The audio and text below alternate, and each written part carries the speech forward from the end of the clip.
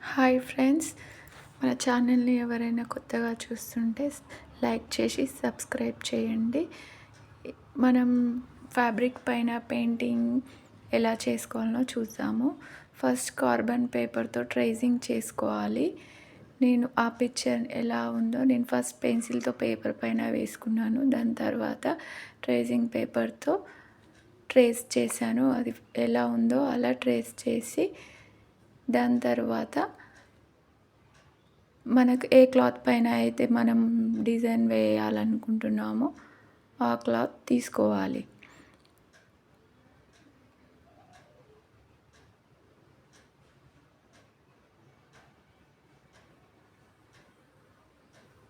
Design cloth తీసుకున్న తర్వాత carbon పేపర్ని డిజైన్ పైన పెట్టాలి. పెట్టిన తర్వాత మళ్ళీ ఆ డిజైన్ని కార్బన్ పేపర్ తోటి ట్రేస్ చేస్తే అది ఎలా ఉందో అలా మనకు వేసుకోవడానికి వీలుగా ప్రింట్ వస్తుంది. మనం ఆ లైన్ ఎలా ఉందో అలా డ్రా చేస్తేనే మనకు కరెక్ట్గా ఆ షేప్ కూడా మంచిగా వస్తుంది. ఆ కార్బన్ పేపర్ మనకు ఒకటేసారి కాకుండా చాలాసార్లు యూజ్ అవుతుంది. చూసారా అది ఎలా వచ్చిందో డిజైన్? చాలా బాగా వచ్చింది కదా. మీకు నచ్చినట్లయితే లైక్ చేయండి. తర్వాత మనం పెయింటింగ్ ఎలా వేసుకోవాలో చూద్దాం. మొత్తం పిక్చర్ని వైట్ పెయింట్తో పెయింట్ చేశాను. లోటస్ని, లీవ్స్,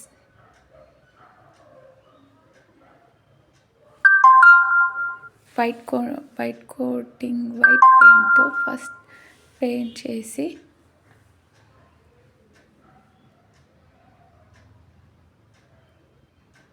ఆ షేప్స్ ఎలా ఉన్నాయో అలా డ్రా చేసుకోవాలి.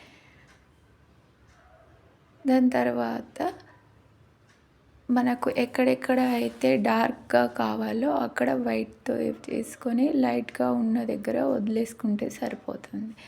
ఆ వైట్ పెయింటింగ్ కంప్లీట్ అయిన తర్వాత మనము కలరింగ్ ఎలా వేసుకోవాలో చూద్దాం.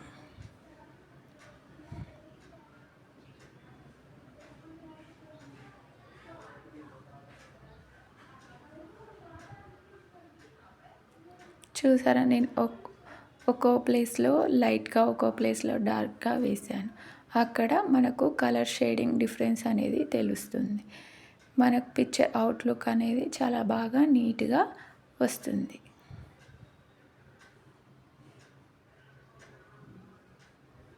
దాని తర్వాత నాకు బాటమ్ లంగా వచ్చేసి రెడ్ కలర్లో ఉన్నందుకు లోటస్ కూడా రెడ్ కలర్లో షేడింగ్ చేశాను.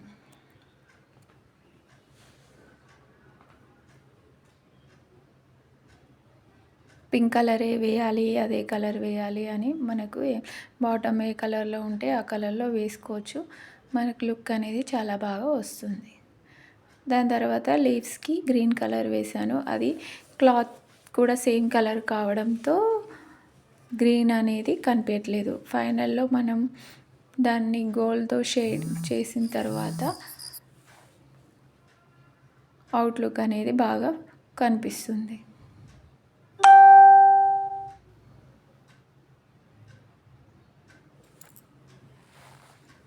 డీస్ అనేటివి నేను సేమ్ కలర్స్లో వచ్చిన కలర్స్ తోటి నాకు డీ కలర్ వచ్చింది. ఆ కలర్ తోటే నేను పెయింట్ చేశాను. దాన్ని ఏ కలర్తో మిక్స్ చేసి షేడ్ చేయలేదు.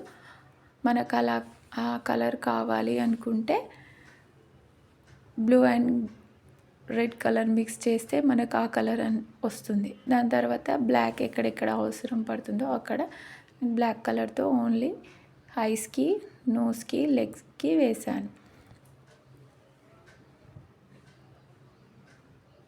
దాని తర్వాత లాస్ట్కి గోల్డ్తో ఫినిషింగ్ అవుట్లైన్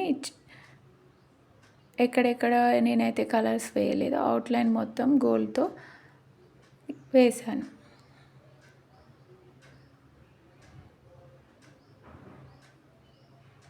చూడండి, ఇప్పుడు లీవ్స్ అనేటివి గోల్డ్ షైనింగ్ వేసిన తర్వాత ఫినిషింగ్లో ఎలా వస్తుందో.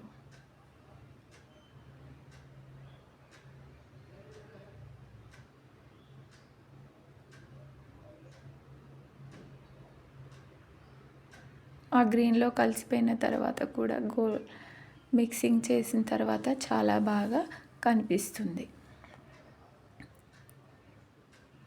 మీకు కూడా ఇలాంటివి మరిన్ని డిజైన్స్ కావాలి అనుకుంటే నా ఛానల్ని సబ్స్క్రైబ్ చేయండి. ఇంకా మీకు ఏదైనా డిజైన్స్ ఇట్లా కావాలి అలా వేసియండి అంటే నాకు కామెంట్ బాక్స్లో కామెంట్ చేస్తే నేను అలా పేపర్ పైన మీకు ఏ డిజైన్ అయితే కావాలో ఆ డిజైన్ షేర్ చేస్తాను.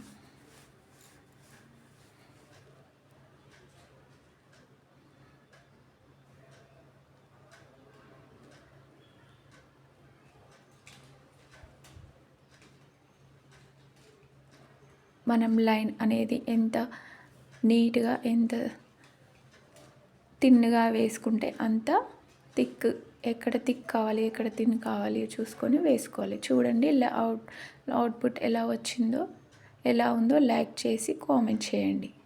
Thank you.